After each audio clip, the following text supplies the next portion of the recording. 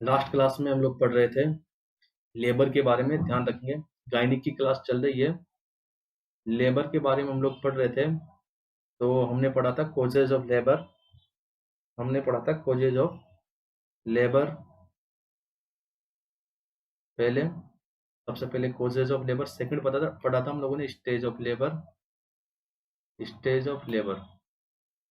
आज के हमारे टॉपिक रहेंगे, तीसरे नंबर का टॉपिक रहेगा event of labour. Very very important for your exam, event of labour. And जो है फोर्थ टॉपिक रहेगा आपके पास में management of labour.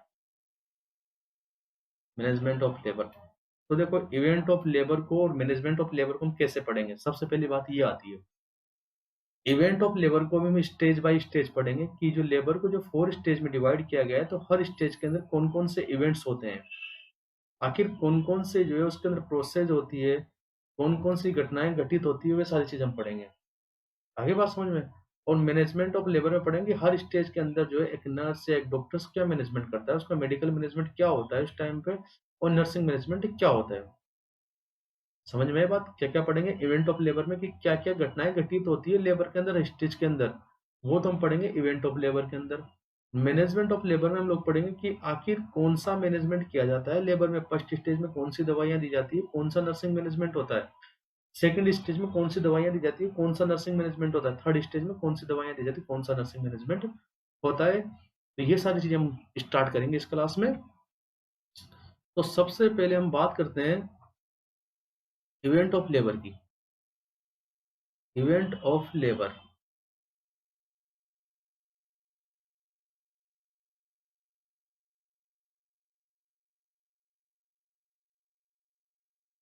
Event of labour. तो इवेंट के अंदर सबसे पहले event of first stage of labour, कि फर्स्ट स्टेज में क्या क्या घटनाएं होती है। Event of first stage of labour, कि फर्स्ट स्टेज के अंदर कौन कौन सी घटनाएं होती है। सबसे पहले देखो, फर्स्ट स्टेज के जो इवेंट्स हैं, जो घटनाएं हैं, उनके बारे में पढ़ेंगे। तो सबसे पहले पढ़ेंगे हम उसके अंदर फंडल डोमिनेंस। ये सबको थोड़ा थोड़ा डिटेल में पढ़ेंगे। यहाँ पे मैं आपको बता देता हूँ कौन कौन से पॉइंट को हम टच करेंगे। तो हम फर्स्ट स्टेज के अंदर जो इवेंट पढ़ेंगे उसमें सबसे पहले पढ़ेंगे फंडल डोमिनेंस। आई बात समझ में। सेकंड पढ़ेंगे uterine contraction and relaxation. Uterine contraction and relaxation. Third हम पढ़ेंगे यहाँ पे सर्वाइकल इफेसमेंट।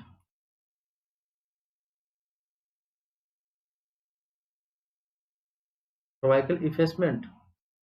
और फोर्थ हम पढ़ेंगे formation of bag of membrane और water.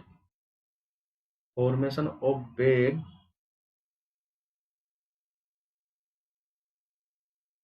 Of membrane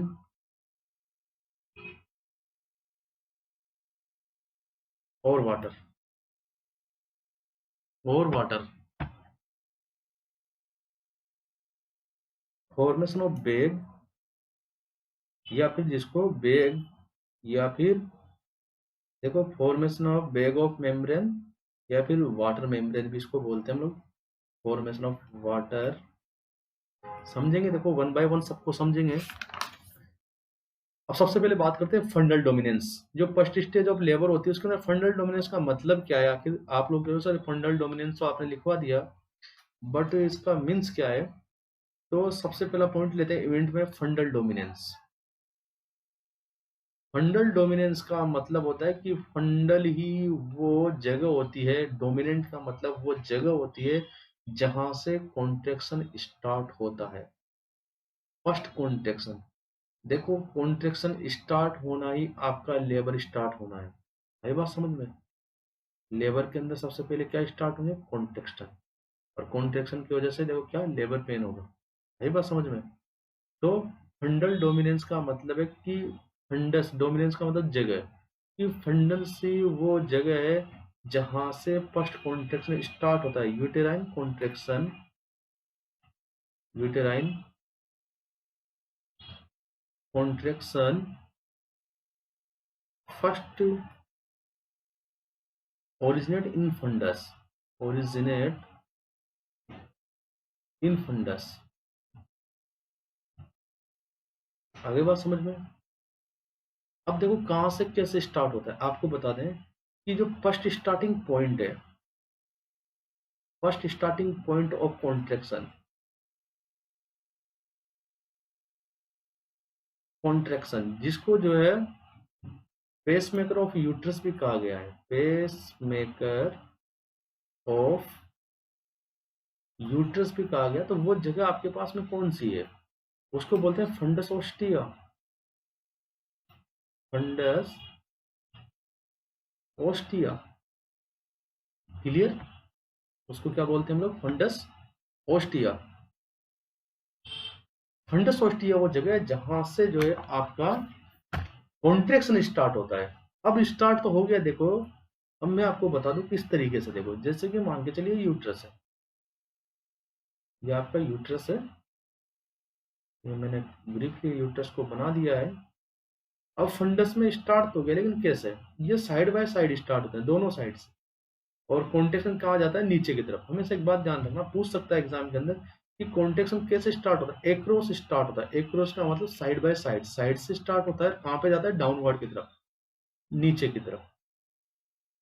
clear mind के अंदर। तो ये तो था फंडस डोमिनेंस। फंडस डोमिनेंस का इतना सा मतलब है कि जो कॉन्ट्रेक्शन स्टार्ट होते हैं वो फंडस पार्ट से स्टार्ट होते हैं। फंडस ही वो जगह है जहां से कॉन्ट्रेक्शन स्टार्ट होते हैं। क्लियर माइंड का first event of the first stage. Second event कौन सा होता है, देखिए second event uterine contraction and retraction, uterine contraction and retraction. Second point, uterine contraction and retraction, retraction.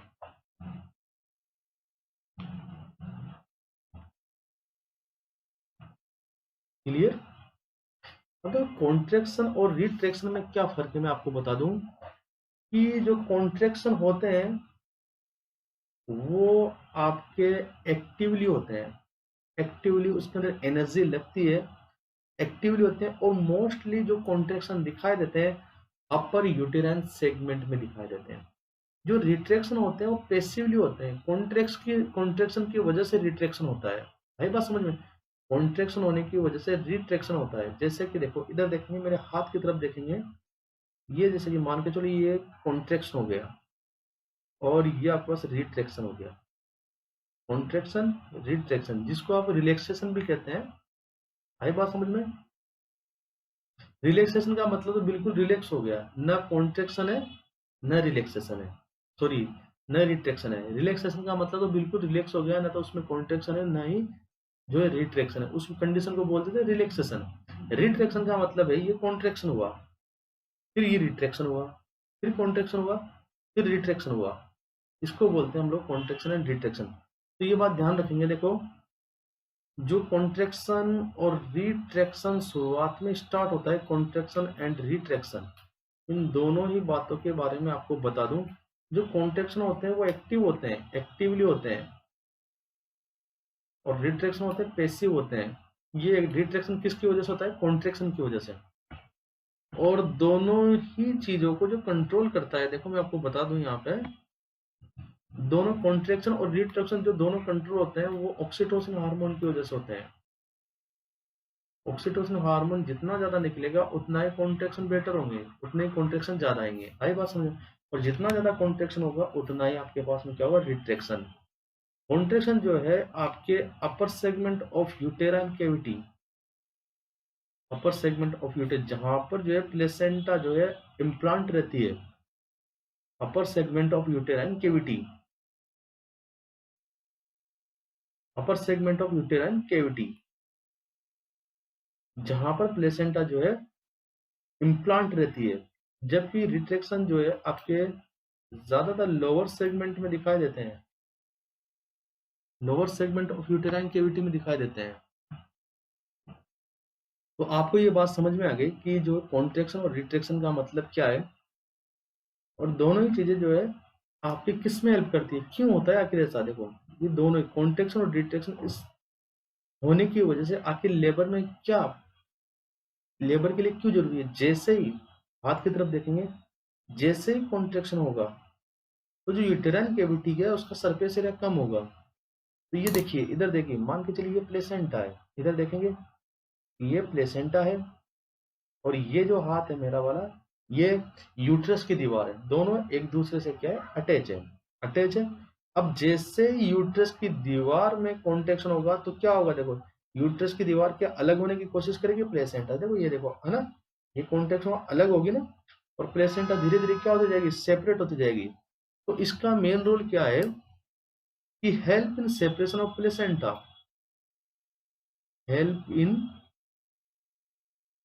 Separation of placenta. Clear है point के अंदर। तो यूट्राइन कॉन्ट्रेक्शन और रिलैक्सेशन क्यों जरूरी है, help in separation of placenta. Second, जो अगर नीचे की तरफ देखो डाउनवर्ड कॉन्ट्रेक्शन होते हैं, उससे जो है फीटस पे क्या एक फोर्स लगता है, एक बैकडाउन फोर्स लगता है, जिसकी वजह से फीटस कहाँ जाता है, नीचे की साइड में जाता है। And help for delivery, help for delivery, देखो डिलीवरी और लेबर में फर्क है। लेबर तो क्या है, पूरा एक प्रोसेस है, जो फीटस उसके बाहर निकलने तक जितना प्रोसेस होता है वो लेबर है। डिलीवरी क्या है, आपके हाथ में फीटस आ गया, वो डिलीवरी है। आई बात समझ में, पिज्जा डिलीवरी आते ना, पिज्जा आपके हाथ में आ गया, पिज्जा की डिलीवरी हो गई है ना। अभी यहाँ पे देखो आपको एक चीज ध्यान रखनी है कि कॉन्ट्रेक्शन और रिट्रैक्शन जो होता है वो कौन से मसल्स फाइबर में होता है, वो कहाँ से कहाँ पे पाए जाते हैं, इधर देखेंगे। तो आपके पास में देखो, जो अपर अपर यूटेराइन कैविटी होती है उसके अंदर लॉन्गिट्यूडिनल मसल्स फाइबर होते हैं, लंबर जिनको बोलते हैं लॉन्गिट्यूडिनल, है ना, ऐसे लॉन्गिट्यूडिनल मसल फाइबर होते हैं अपर यूटेराइन कैविटी, और नीचे की साइड में जो सर्कुलर गोल गोल मसल्स फाइबर होते हैं। अब क्या होता है, देखो ऊपर से स्टार्ट होते हैं, ध्यान से देखेंगे, ऊपर से स्टार्ट होते हैं, कॉन्ट्रेक्शन कहाँ जाते हैं, नीचे की तरफ, ये चले गए नीचे की तरफ, इधर ऐसा है। फिर ऊपर से स्टार्ट होते कहाँ जाते हैं, नीचे की तरफ। इस तरीके से कॉन्ट्रेक्शन में क्या बनता है, फिगर ऑफ 8 बनता है, contraction and relaxation, contraction and relaxation, figure of 8। ये नाम याद ध्यान रखेंगे, किसकी वजह से बनता है, कॉन्ट्रेक्शन एंड रिट्रैक्शन की वजह से। फिगर ऑफ 8 मतलब वो जो मसल्स फाइबर है उनके बीच में कॉन्ट्रेक्शन और रिलैक्सेशन होने की वजह से वहां पे एक इमेजिन कर सकते हैं कि 8 की तरह की एक आकृति बनती है। क्लियर। और ये जो रेगुलर कॉन्ट्रेक्शन एंड रिलैक्सेशन या कॉन्ट्रेक्शन और रिट्रैक्शन हो रहा है, regular regularity regular regularity of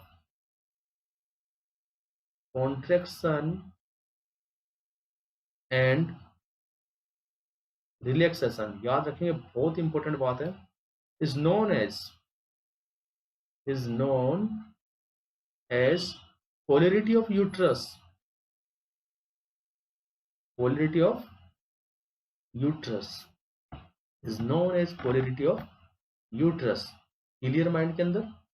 तो पोलरिटी ऑफ यूट्रस किसे कहते हैं, जो रेगुलरिटी है कॉन्ट्रेक्शन एंड रिलैक्सेशन की, उसको पोलरिटी ऑफ यूट्रस कहते हैं। एक पूरा पोलराइज है ना। और ये पोलरिटी ऑफ यूट्रस कौन से हार्मोन के द्वारा जो है रेगुलेट की जाती है, एग्जाम में पूछ सकते हैं। Polarity of uterus is regulated by oxytocin, because of oxytocin is responsible contraction of uterus. Clear है माइंड के अंदर। उसके बाद बात करते हैं हम आगे, देखो अगर मान के चलो,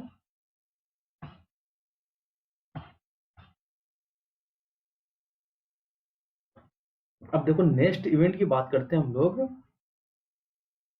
आपके पास में दोनों एक साथ पढ़ेंगे, तो डायलेशन हो गया,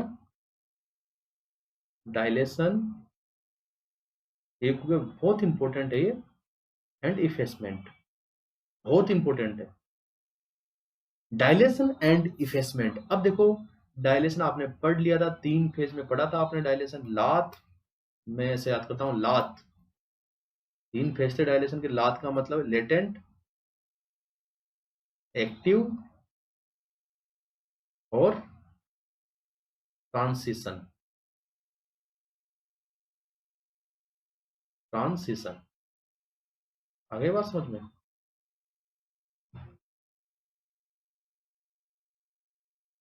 अब देखो डायलेशन हमने पढ़ लिया था, इफेसमेंट का मतलब क्या होता है। देखो इफेसमेंट का मतलब आप लोग देखेंगे, जब आप यूट्रस को देखते हो तो नीचे एक आपको पार्ट दिखाई देता है जिसको बोलते हैं सर्विक्स। अब देखो जब लेबर स्टार्ट होता है तो डायलेशन के साथ साथ आपकी जो है सर्विक्स भी छोटी होती जाती है। अब देखो जितनी सर्विक्स छोटा होगा डायलेशन उतना ही अच्छा होगा। ध्यान रखना, जितना सर्विक्स छोटा होगा उतना ही डायलेशन अच्छा होगा। सर्विक्स का छोटा होना, शॉर्टनेस ऑफ द सर्विस, जो सर्विक्स है उसका छोटा होना, इसी को हम बोलते हैं इफेसमेंट। ये बात बहुत ध्यान से पढ़ेंगे कि it is defined as shortening of the cervix. यहाँ पर हम इफेसमेंट ही पढ़ेंगे, डायलेशन हम पढ़ चुके हैं। It is defined as shortness of cervix.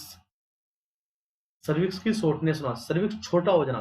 देखो सर्विक्स छोटा के कैसा हो जाता है, देखो मैं बताऊं आपको, ये आपका यूट्रस, तो पहले तो इस तरीके का ऐसा था सर्विक्स, बाद में एट द एंड सर्विक्स जो है बिल्कुल ही छोटा हो जाता है इस तरीके से। इसको बोलते हैं 100% इफेसमेंट। इफेसमेंट का मतलब सर्विक्स का छोटा हो जाना। अब एग्जाम के अंदर क्वेश्चन कहाँ से पूछते हैं, इफेसमेंट का मतलब आपने समझ तो लिया कि सर्विक्स का छोटा हो जाना, और जितनी ज्यादा सर्विक्स छोटी होगी उतना ही डायलेशन अच्छा होता है। अब यहाँ पे एक बात आपको ये चीज ध्यान रखनी है कि आपने पढ़ा, एक तो नाम पढ़ा प्राइमरी पारा, एक नाम पढ़ा आपने मल्टी पारा।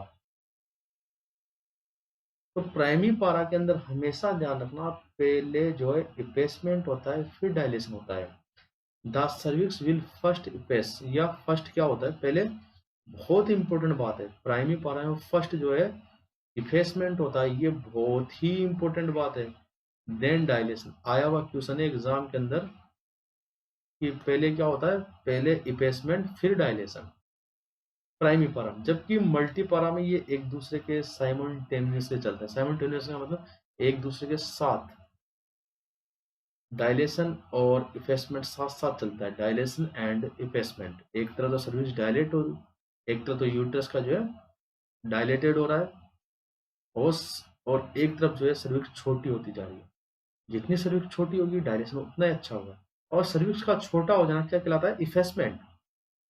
तो मल्टी पारा के अंदर डायलेशन एंड इफेसमेंट दोनों साथ साथ होते हैं।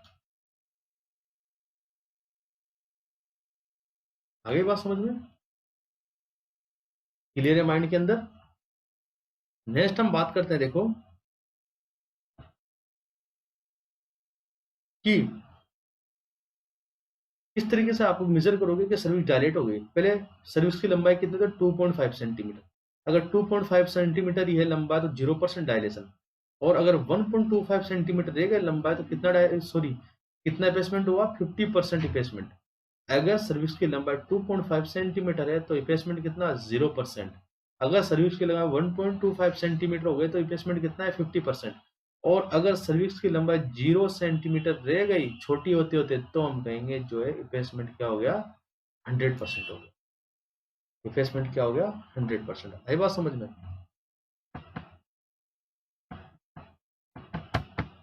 क्लियर है। और जब 100% इफेसमेंट हो जाता है तो वो यूट्रस कैसा दिखाई देगा आपको, देखो वो यूट्रस आपको इस तरीके का दिखाई देगा। ये यहाँ पर आपका सर्विक्स ऐसे आ जाएगा बिल्कुल, देखो। जबकि नॉर्मली कैसा होता है आपका यूट्रस, इस तरीके से सर्विक्स नीचे निकला हुआ रहता है, ये नीचे, ये सर्विक्स नॉर्मली ऐसा होता है, नॉर्मल। और इफेसमेंट होने के बाद कैसा, इस तरीके का दिखा है। 100% इफेसमेंट हो गया, क्लियर। नेक्स्ट आपके पास में बेग फॉर्मेशन। बेग फॉर्मेशन ये क्या है, देखो एक क्या होता है आपको बता दें, जब लेबर चल रहा होता है तो फर्स्ट स्टेज के अंदर क्या होता है, एमनियोटिक फ्लूइड दो सेगमेंट में डिवाइड हो जाता है। एमनियोटिक फ्लूइड जो है दो सेगमेंट में डिवाइड हो जाता है कॉन्ट्रैक्शन की वजह से। एक तो क्या रहता है present with fetal head in the pelvis cavity, एक होता है present with fetal body into the uterine cavity.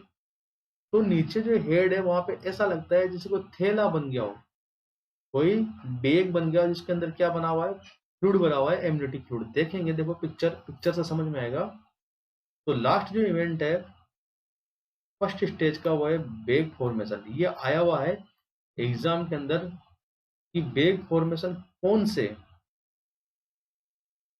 या बैग ऑफ मेम्ब्रेन की जो मेम्ब्रेन है एक बैग के आकार की कौन सी स्टेज में होती है, फर्स्ट स्टेज में। होता क्या है, देखो ये जैसे आपका फीटस है, एक बार ये सिर है फीटस का, और ये बॉडी है, ये इसके पैर है, ध्यान से समझेंगे। और ये चारों तरफ क्या है इसके, एमनियोटिक फ्लूइड है, नॉर्मली यही होता है। अब होता क्या है देखो, ड्यूरिंग लेबर यहाँ पर दो पार्टीशन बन जाते हैं, दो सेगमेंट बन जाते हैं। देखेंगे, देखो ये आपके पास में मान के चलो फीटस है, ये इसकी गर्दन है, ये इस तरीके से फीटस है, दो ऐसे सेगमेंट बन जाते हैं इस तरीके से। ये एक तो सिर की तरफ और दूसरा बॉडी की तरफ।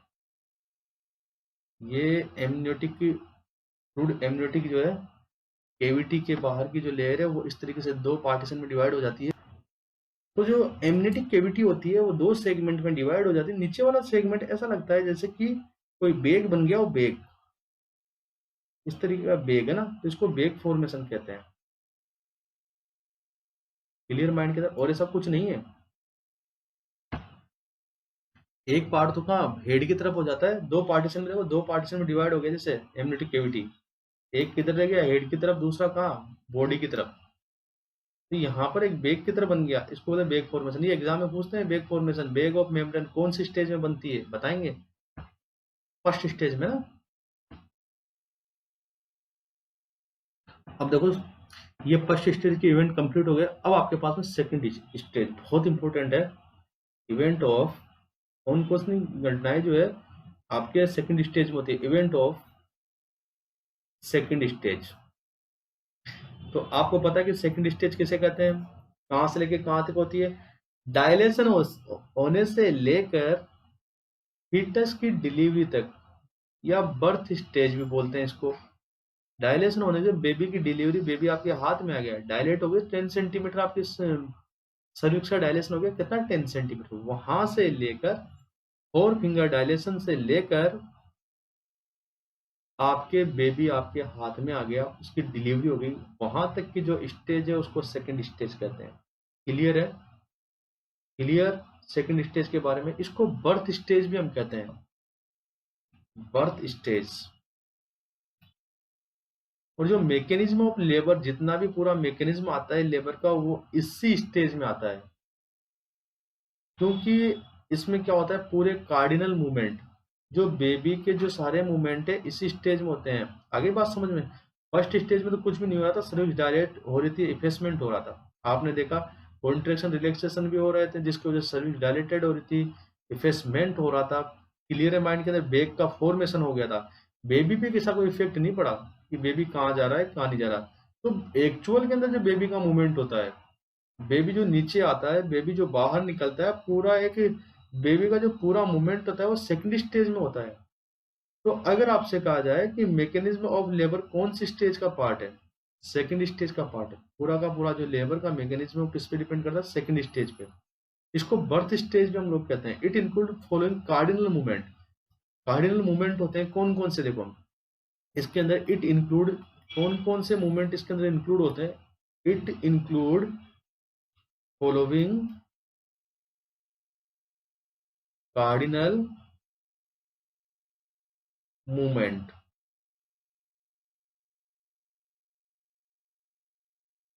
It include following cardinal movement.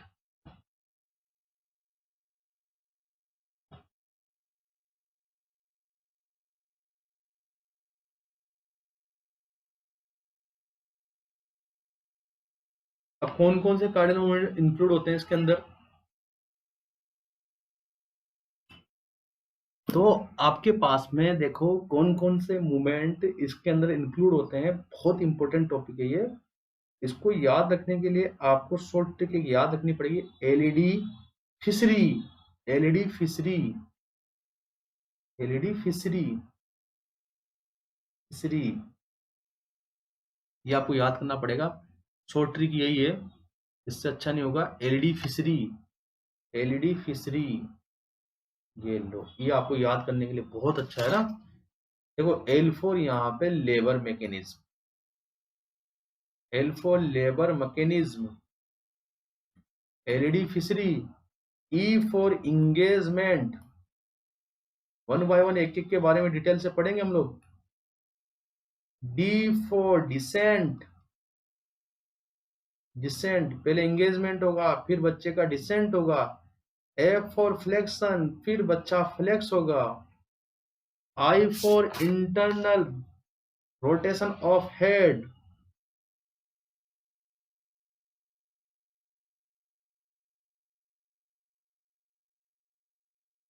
Internal rotation of head. C for crowning, LED fishery, C for crowning. उसके बाद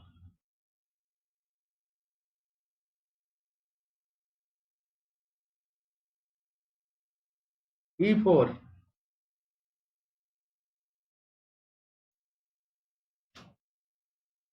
और R for restitution, E for external rotation and दूसरे ई फॉर एक्सपल्सन।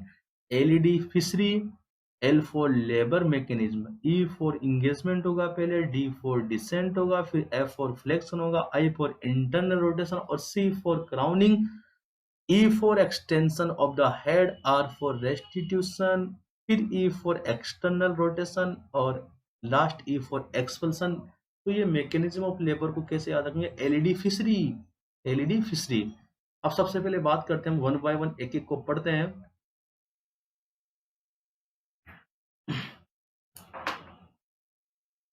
तो अब बात करते हैं हम लोग एलईडी फिशरी को डिटेल में पढ़ते हैं। तो एल का मतलब लेबर मैकेनिज्म, ये हेडिंग हो गई। एल का मतलब क्या था? Labour mechanism. ई फॉर, याद रखें, इंगेजमेंट,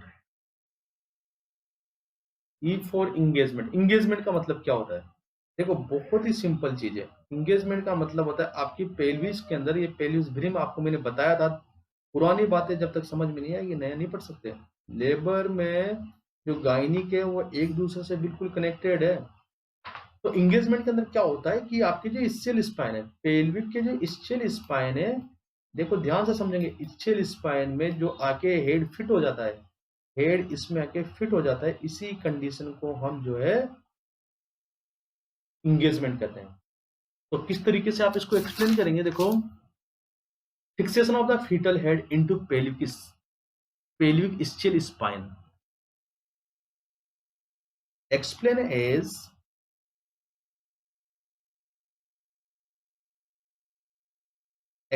एज फिक्सेशन, फिक्स हो जाता है, fixation of fetal head into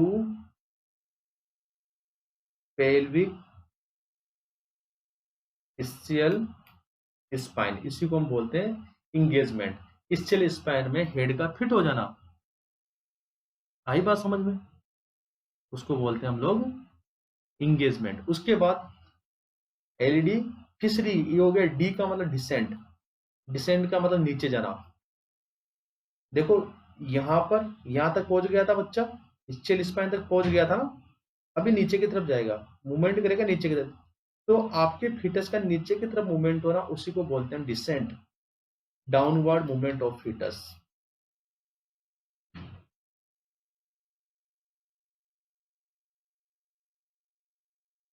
clear? इसी को बोलते हैं हम लोग downward movement of the fetus is known as descent. और एलईडी फिशरी, तो ई हो गया, डी हो गया, एफ पे चलेंगे, फिक्सेशन। तीसरा जो मैकेनिज्म है वो है फिक्सेशन, सॉरी फ्लेक्शन, फिक्सेशन नहीं flexion, sorry. F for flexion, flexion का मतलब होता है ये टुवर्ड्स द बॉडी, झुकाना। आई बात समझ में? ये फ्लेक्शन, ये फ्लेक्शन। तो फ्लेक्शन क्या होता है? देखो यहाँ पे समझेंगे कि आपका बेबी इस्चियल स्पाइन में फिट हो गया था, आपके एंगेजमेंट हो गया था, नीचे आ रहा था बेबी, आई बात मुझे, बेबी नीचे आ रहा था, तो इसको आपने क्या बोला, डिसेंट, ये नीचे आ गया। अब क्या होता है जब बेबी नीचे आ रहा होता है तो उस कंडीशन में जो यूट्रस के टिश्यू होते हैं इसके ऊपर एक रेजिस्टेंस लगाते हैं, यूट्रस के जो टिश्यू होते हैं इसके ऊपर एक फोर्स लगाते हैं, यूट्रस के जो टिश्यू होते हैं, सर्विक्स के जो टिश्यू होते हैं इसके ऊपर एक रेजिस्टेंस लगाते हैं, एक रेजिस्टेंस एक फोर्स लगाते हैं जिसकी वजह से उसकी गर्दन झुक जाती है, बच्चे की गर्दन क्या होती है, झुक जाती है, उसी को फ्लेक्शन कहते हैं, बस इसके अलावा कुछ भी नहीं है। फ्लेक्शन का मतलब होता है कि यूट्रस के टिश्यू के रेजिस्टेंस की वजह से गर्दन का झुक जाना। हिंदी में याद रखें तो बहुत अच्छा रहेगा, यूट्रस के टिश्यू के रेजिस्टेंस की वजह से गर्दन का झुक जाना, गर्दन झुक गई। अब गर्दन झुक जाएगी तो क्या, देखो यहाँ पे ये टॉस वाला पार्ट ऊपर आ जाएगा ना, जिसकी वजह से क्या है, जो आसानी से जो है आपके लेबर हो जाएगा, डिलीवरी आसानी से हो जाएगी ना। ऊपर वाले ने सोच समझ के बहुत सारी चीजें बनाई है। फोर्स क्यों लगवाया, क्योंकि जो है खोपड़ी जो है पिक्स कहाँ आ जाए, होल के सामने आ जाए। अब पहले होल के सामने आने से पहले क्या मालूम इधर उधर कहीं हो, कहीं मान लीजिए यूट्रस की साइड की दीवार पे टकरा के झुका हो, तो उससे पहले होल के सामने आने के लिए उसको क्या होना पड़ेगा, रोटेशन करना पड़ेगा हेड को।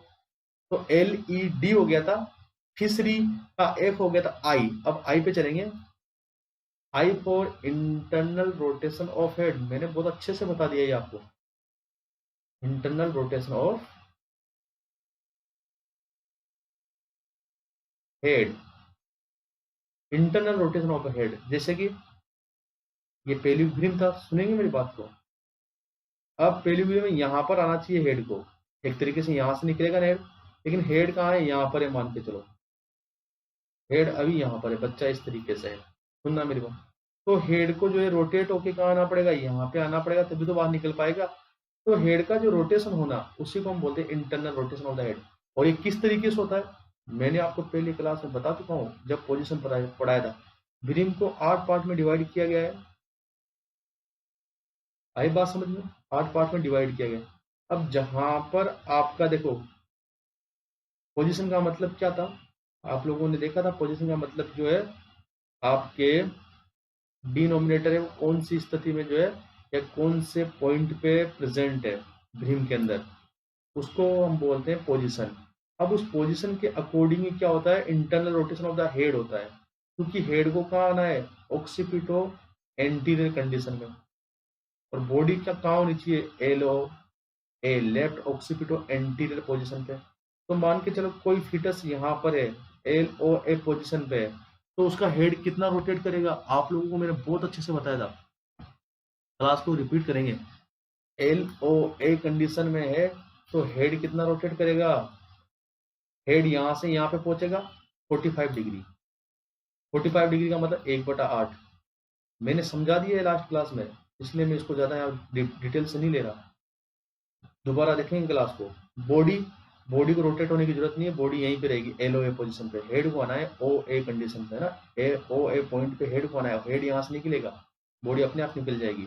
तो बॉडी को कोई रोटेट नहीं होने की जरूरत नहीं है LOA पोजीशन में। LOA पोजीशन में बॉडी कोई भी रोटेट नहीं होती, 0 डिग्री रोटेट होती है, क्लियर। बाकी इस तरीके से आपको हर पोजीशन के लिए पता होना चाहिए, 8 पोजीशन में डिवाइड किया, हर पोजीशन के लिए आपको पता होना चाहिए कि बॉडी कितनी रोटेट करेगी, हेड कितना रोटेट करेगा, क्लियर। उसके बाद में हो गया ये internal rotation of the head, तो LED फिशरी F हो गया, आई C। अब C की तरफ चलते हैं। C का मतलब है यहाँ पे क्राउनिंग, C का मतलब क्या है यहाँ पे, क्राउनिंग। क्राउनिंग का मतलब, अरे क्राउन ताज, ताज से बना है ताज। ताज कहाँ पर पहना जाता है, आपकी क्रेनियल बोन पे, यहीं पे तो पहनते हैं ताज। ये ताज बना दिया मैंने, देखो ताज पहनी हुई एक लड़की है ना, यहीं पे पहनते हैं ताज। तो ये वाली खोपड़ी बाहर आ जाना, ये जो जहां पर आप ताज पहनते हो वो वाली खोपड़ी बाहर आ जाना, उसी को हम बोलते हैं क्राउनिंग, क्लियर माइंड के अंदर। It is visualisation of the fetal head behind symphysis pubis, symphysis pubis को पार कर गया फीटल हेड। आपका जो क्राउन है वो दिखने लगा है बाहर, उसी को क्राउनिंग बोलते हैं। It is visualising of fetal head. It is visualizing of the fetal head behind symphysis pubis. symphysis pubis के पीछे आपके जो है क्या दिखने लगा है, अब fetal head दिखने लगा है। इस कंडीशन को हम क्या बोलते हैं, इस कंडीशन को हम क्या बोलते हैं, क्राउनिंग। और सबसे पहले क्राउनिंग किसकी होती है, ये बात बहुत इंपॉर्टेंट है। द विजिबल सबसे पहले जो पार्ट दिखाई देता है आपका हेड का, वो कौन सा होता है, द विजिबल डायमीटर इज बाइपेराइटल। सबसे पहले जो दिखता है वो कौन सकता है, बाइपेराइटल, दो पेराइटल बोन के बीच का पार्ट। याद रखेंगे, बहुत ही इंपॉर्टेंट चीज पढ़ा रहा हूं, बाइपेराइटल। क्लियर?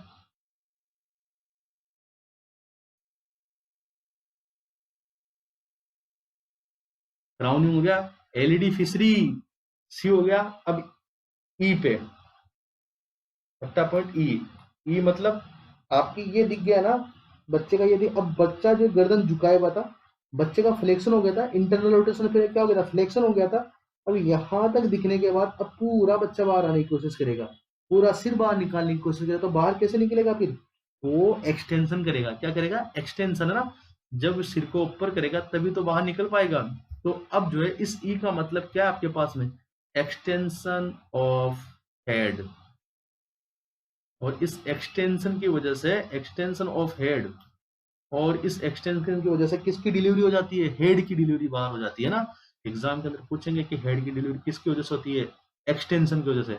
जो झुका हुआ सिर था वो बाहर, देखो ये क्राउनिंग हो गई, सिर बाहर आ गया तो ऊपर वाला, अब उस सिर को पूरा बाहर आना है। तो पूरा बाहर आने के लिए क्या करना पड़ेगा, उसको एक्सटेंशन करना पड़ेगा। पहले क्या था, फ्लेक्स हो रखा था। तो एक्सटेंशन ऑफ द हेड, और एक्सटेंशन ऑफ द हेड की वजह से, इसी की वजह से हेड की जो है बाहर हेड डिलीवर हो गया, बाहर निकल गया। इसी की वजह से हेड की डिलीवरी होती है। पूछा गया क्वेश्चन है कि हेड की डिलीवरी किसकी वजह से होती है, एक्सटेंशन की वजह से। आया हुआ क्वेश्चन है एग्जाम के अंदर, ध्यान रखेंगे ना। Extension, clear, extension of the head. उसके बाद में एलईडी फिशरी। अब आर आ गया, आर का मतलब रेस्टिट्यूशन। रेस्टिट्यूशन बहुत इंपॉर्टेंट फॉर आपके एग्जाम के लिए। क्या होता है इसके अंदर, क्या होता है देखो, जो बेबी है, जो आपके बेबी है, देखो एक्सटेंशन हो गया। उसके बाद में क्या होता है, रेस्टिट्यूशन का मतलब है अंदर, अंदर बेबी का हेड जिस पोजीशन पे था, वापस बेबी हेड को उसी पोजीशन में लाने की कोशिश करता है।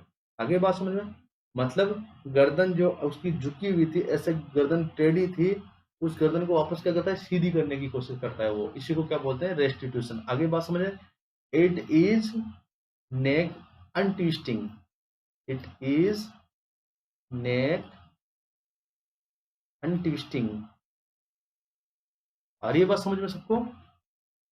एलईडी फिशरी जो है गर्दन घुमाता है, कहने का मतलब ये, देखो कहने का मतलब क्या है, ये एक तरह से जैसे इंटरनल रोटेशन हुआ था उसका अपोजिट है। देखो ध्यान से समझेंगे, रेस्टिट्यूशन का मतलब भी हेड का रोटेशन होना है, लेकिन हेड का रोटेशन बाहर आने के बाद में। आई बात समझ में। और ये किसके विपरीत होता है, किसके अपोजिट हुआ था, अंदर जितना हेड रोटेट हुआ था। जैसे कि एग्जाम्पल के तौर पे, एग्जाम्पल के तो एलओए कंडीशन में लेफ्ट ऑक्सीपिटो एंट्री, देखना एक बार ध्यान से देखेंगे, देखो समझने की कोशिश करेंगे। ये आपके पास में इंटरनल रोटेशन, जैसे एलओए पोजीशन पे था बेबी, तो उसका हेड कितना रोटेट करेगा, 1/8। आई बात समझ में। अब क्या होगा देखो, जब वो रेस्टिट्यूशन करेगा तो जितना वो घूमा था 1/8, वापस वो अपोजिट घूमेगा। पहले तो इंटरनल रोटेशन में तो कितना घूम गया था, ऐसे 1/8 घूम गया था। अब की बार रेस्टिट्यूशन में क्या करेगा, ऐसे वापस 1/8 घूमेगा। Clear, clear. Turn off head मतलब अपनी पुरानी, रेस्टिट्यूशन का मतलब अपनी पुरानी स्थिति में आने की कोशिश करता है हेड। जो हेड है अपनी पुरानी पोजीशन में आने की कोशिश करता है, अपनी पुरानी पोजीशन में चला जाता है, उसी को हम रेस्टिट्यूशन कहते हैं। टर्न ऑफ हेड अपोजिट, किसके अपोजिट? इंटरनल रोटेशन के opposite, opposite of internal rotation, opposite of internal rotation, internal rotation के अपोजिट। क्लियर है?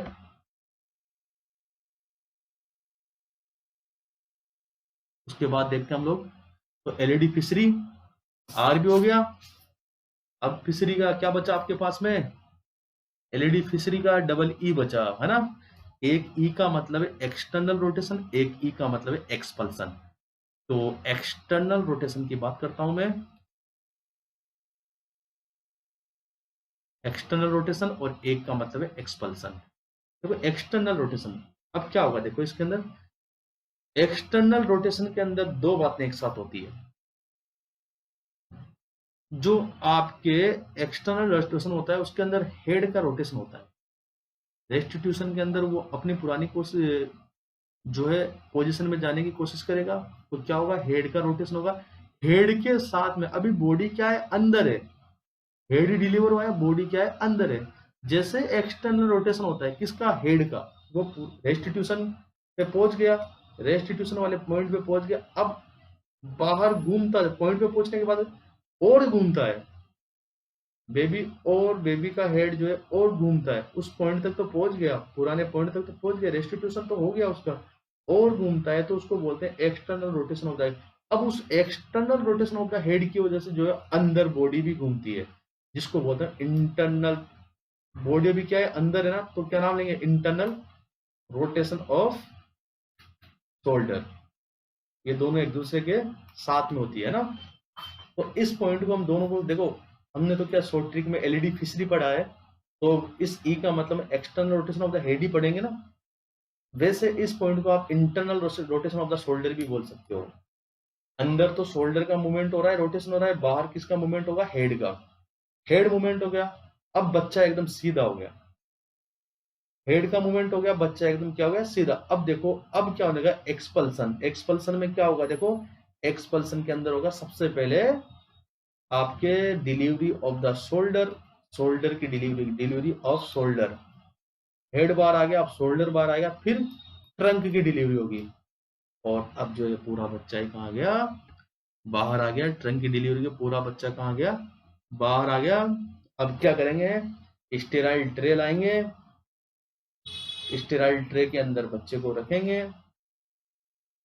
आगे बात समझ में? और इमीडिएटली केयर, देखो यहाँ पे बता देता हूँ मैं, इमीडिएटली क्या करेंगे? सबसे पहले तो हेड को जो है लो पोजीशन में देंगे, जिससे कि सिक्रेशन बाहर आ जाए ना। सबसे पहले बाहर निकलते उल्टा कर देते हैं, हेड को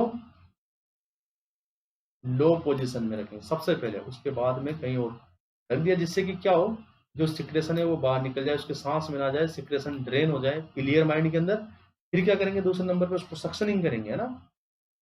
रेस्पिरेटरी पैटर्न सही करने के लिए हमने पहले तो हेड लो पोजीशन दे दी, जिससे कि जो सिक्रेशन है वो सब बाहर चले जाए, सांस मिल जाए बच्चे के। फिर सक्शन करेंगे, सक्शन में पहले माउथ की सक्शन करेंगे, और उसके बाद नोज की सक्शन करेंगे, clear.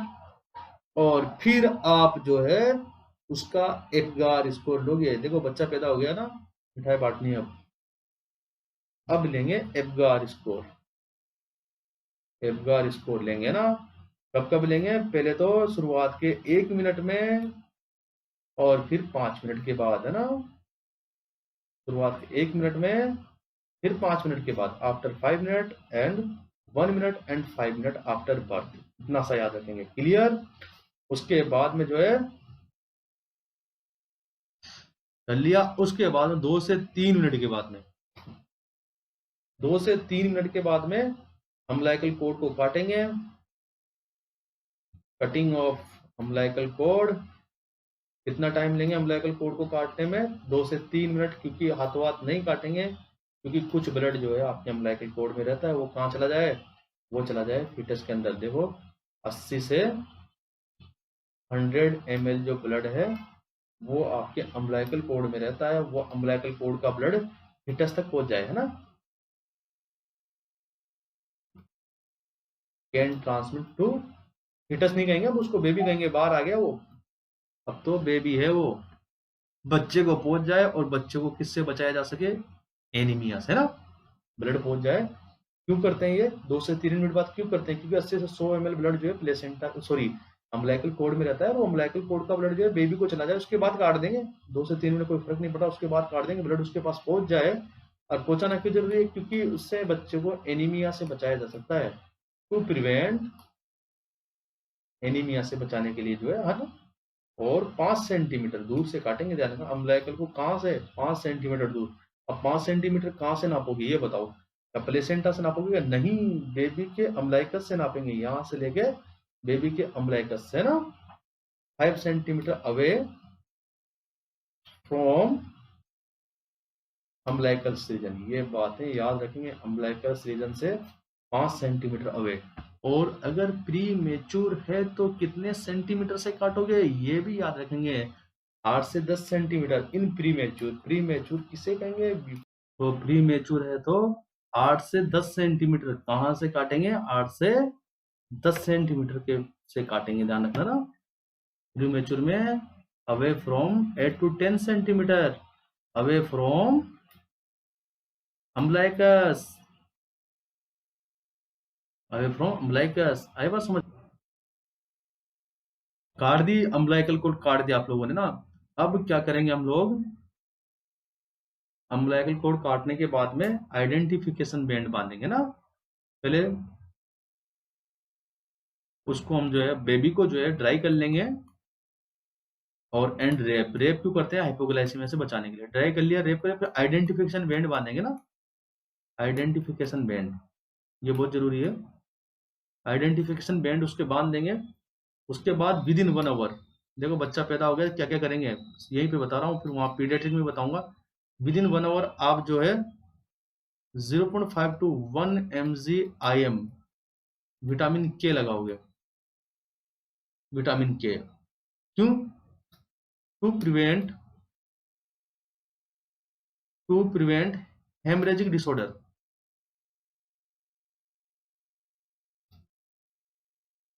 To prevent haemorrhagic disorder.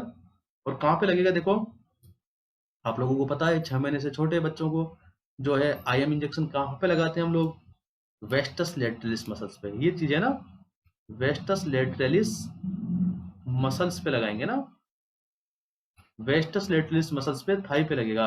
आई बात समझ में, थाई पर। और उसके बाद देंगे आई प्रोफाइल एक्सिस ऑप्थेल्मिया न्यूरेंट्रम से बचने के लिए।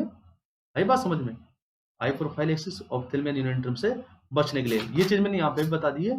और ये चीज हम लोग कहाँ पे बताएंगे देखो, जो है जो बेबी डिलीवरी के बाद जो केयर करते हैं उसमें भी ना। तो सेकंड स्टेज ऑफ लेबर में क्या क्या इवेंट होते हैं, आप सबको समझ में आई ये बात, क्लियर है ना। अब हम बात करते हैं third stage of the labour के अंदर क्या इवेंट होते हैं। देखो थर्ड स्टेज के अंदर इवेंट ऑफ थर्ड स्टेज के अंदर क्या क्या, प्लेसेंटा का सेपरेशन होगा, क्लियर, प्लेसेंटा नीचे आएगी, क्लियर, और उसका एक्सपल्सन हो जाएगा। मैंने बता दिया है कि किस तरीके से सेपरेट होती है। देखो आपके पास सेपरेट होने के लिए 2 तरीके थे, कौन कौन से बताओ। एक तो आपके पास में कौन सा था, एक तो बीच से सेपरेट होगी सेंटर से, और एक या फिर कहां से, सेंट्रल पेरिफेरल एरिया से ना। अगर सेंटर से सेपरेट होती है तो उसको हम क्या बोलते हैं, सेंटर वाले में याद करो, याद करो, स्कोल्टस मैकेनिज्म। क्या बोलते थे, स्कोल्टस मैकेनिज्म। और अगर पेरिफेरल जो है उसके किनारे से अगर सेपरेट होती है प्लेसेंटा तो उसको बोलते हैं मैथ्यू डंकन मैकेनिज्म। क्या बोलते हैं, मैथ्यू डंकन मैकेनिज्म। आई बात समझ में, मैथ्यू डंकन मैकेनिज्म क्या बोलते हैं, मैथ्यू डंकन मैकेनिज्म बोलते हैं। आगे बात समझ में, क्लियर है माइंड के अंदर। तो ये हमारे पास में इवेंट ऑफ द लेबर था। अब हमारे पास में जो नेक्स्ट टॉपिक आएगा वो भी बहुत इंपॉर्टेंट है। उसमें क्या पढ़ेंगे हम लोग, मैनेजमेंट ऑफ लेबर। अब देखो मैनेजमेंट ऑफ लेबर ज्यादा बड़ा नहीं है, ध्यान से पढ़ेंगे। देखो मैनेजमेंट ऑफ लेबर,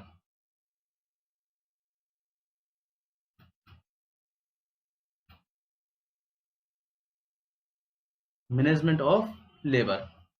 देखो मैनेजमेंट मेनली आप ध्यान रखेंगे, फर्स्ट स्टेज में क्या मैनेजमेंट होता है, सेकंड स्टेज में क्या मैनेजमेंट होता है, थर्ड स्टेज में क्या मैनेजमेंट होता है, और फोर्थ स्टेज में क्या मैनेजमेंट होता है। इन चारों स्टेज के बारे में आप लोग पढ़ेंगे। तो फर्स्ट स्टेज के अंदर जो मैनेजमेंट है, देखो हम पढ़ेंगे नेक्स्ट क्लास में। सेकंड स्टेज में क्या होता है ना, ज्यादा बड़ा टॉपिक नहीं है, ध्यान से पढ़ेंगे, काम वाली क्लास में पढ़ेंगे इसको।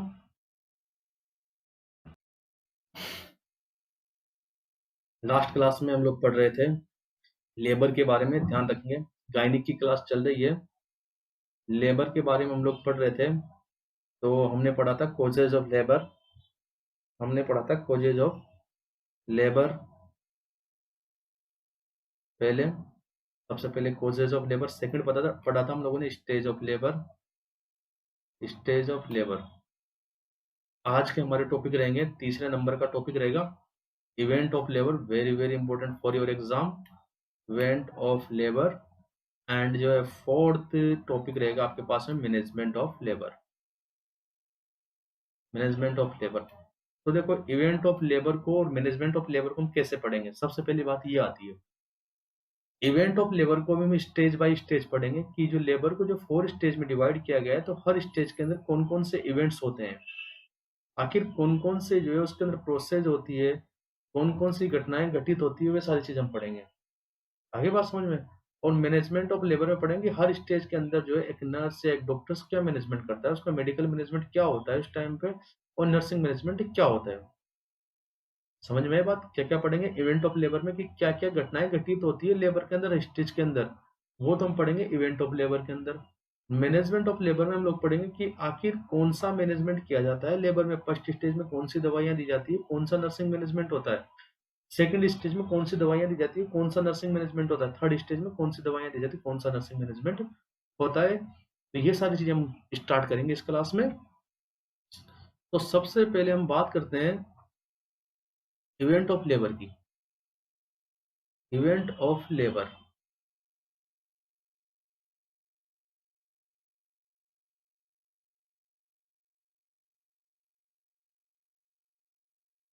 इवेंट ऑफ लेबर, तो इवेंट के अंदर सबसे पहले event of first stage of labour, कि फर्स्ट स्टेज में क्या क्या घटनाएं होती है, event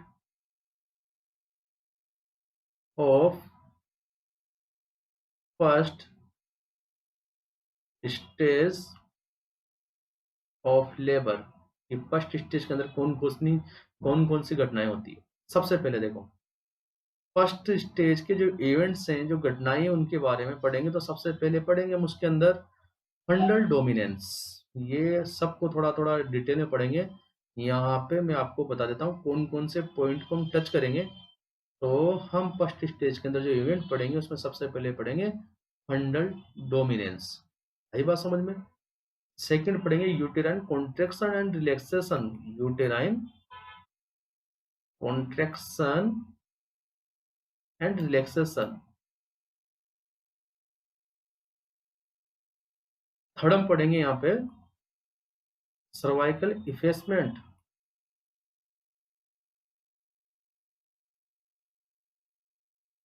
cervical effacement.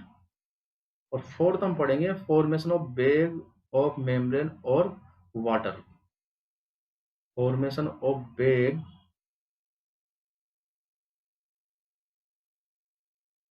Of membrane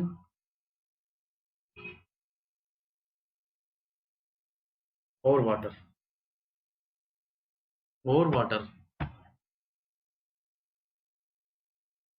formation of bag, या फिर जिसको बैग, या फिर देखो formation of bag of membrane, या फिर वाटर मेम्ब्रेन भी इसको बोलते हैं हम लोग, फॉर्मेशन ऑफ वाटर। समझेंगे, देखो वन बाय वन सबको समझेंगे। अब सबसे पहले बात करते हैं फंडल डोमिनेंस। जो फर्स्ट स्टेज ऑफ लेबर होती है उसके अंदर फंडल डोमिनेंस का मतलब क्या है, आखिर आप लोग कहो सर फंडल डोमिनेंस तो आपने लिखवा दिया, बट इसका मीन्स क्या है। तो सबसे पहला पॉइंट लेते हैं इवेंट में फंडल डोमिनेंस। फंडल डोमिनेंस का मतलब होता है कि फंडल ही वो जगह होती है, डोमिनेंट का मतलब वो जगह होती है जहां से कॉन्ट्रैक्शन स्टार्ट होता है। फर्स्ट कॉन्ट्रैक्शन, देखो कॉन्ट्रैक्शन स्टार्ट होना ही आपका लेबर स्टार्ट होना है, आई बात समझ में। लेबर के अंदर सबसे पहले क्या स्टार्ट होंगे, कॉन्ट्रैक्शन, और कॉन्ट्रैक्शन की वजह से देखो क्या लेबर पेन होगा, आई बात समझ में। तो फंडल डोमिनेंस का मतलब है कि फंडस डोमिनेंस का मतलब जगह, कि फंडस ही वो जगह है जहां से फर्स्ट कॉन्ट्रेक्शन स्टार्ट होता है। Uterine contraction, uterine contraction first originate in fundus, originate in fundus. आगे बात समझ में। अब देखो कहां से कैसे स्टार्ट होता है, आपको बता दें कि जो फर्स्ट स्टार्टिंग पॉइंट है, first starting point of contraction, contraction जिसको जो है पेसमेकर ऑफ यूट्रस भी कहा गया है, पेसमेकर ऑफ यूट्रस भी कहा गया, तो वो जगह आपके पास में कौन सी है, उसको बोलते हैं fundus ostia, fundus ostia. Clear, उसको क्या बोलते हैं हम लोग, फंडस ओस्टिया। फंडस ओस्टिया वो जगह है जहां से जो है आपका कॉन्ट्रेक्शन स्टार्ट होता है। अब स्टार्ट तो हो गया, देखो अब मैं आपको बता दूं किस तरीके से। देखो जैसे कि मान के चलिए यूट्रस है, ये आपका यूट्रस है, ये मैंने ब्रीफली यूट्रस को बना दिया है। अब फंडस में स्टार्ट तो हो गया, लेकिन कैसे, ये साइड बाय साइड स्टार्ट होता है दोनों साइड से, और कॉन्ट्रेक्शन कहा जाता है नीचे की तरफ। हमेशा एक बात ध्यान रखना, पूछ सकता है एग्जाम के अंदर कि कॉन्ट्रेक्शन कैसे स्टार्ट होता है, एक्रॉस स्टार्ट होता है। एक्रॉस का मतलब साइड बाय साइड, साइड से स्टार्ट होता है, कहां पे जाता है, डाउनवर्ड की तरफ, नीचे की तरफ। क्लियर माइंड के अंदर। तो ये तो था फंडस डोमिनेंस। फंडस डोमिनेंस का इतना सा मतलब है कि जो कॉन्ट्रेक्शन स्टार्ट होते हैं वो फंडस पार्ट से स्टार्ट होते हैं। फंडस ही वो जगह है जहां से कॉन्ट्रेक्शन स्टार्ट होते हैं। क्लियर माइंड के first event of the first stage. Second event कौन सा होता है, देखिए second event uterine contraction and retraction, uterine contraction and retraction. Second point, uterine contraction and retraction, retraction.